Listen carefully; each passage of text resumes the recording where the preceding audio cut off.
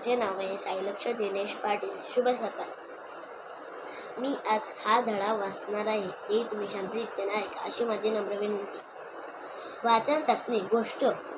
एक होती आजी.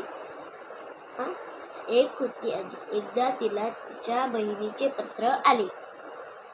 आजीला तिने आपल्या घराच्या पूजनासाठी बोलवले होते. तिने तिचे छोटे सामान घेऊन ती पायी प्रवासाला निघाली.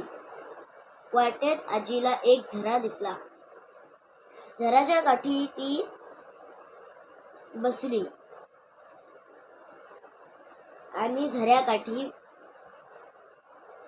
खाऊन थंडगार पाणी पिऊन झोपी गेली.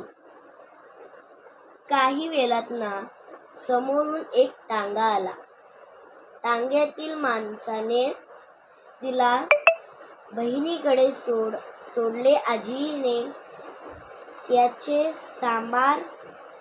आभार मानले आणि ती घरात गेली.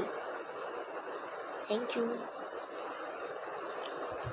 दुसरा आहे वाचन चाचणी. दुसरा.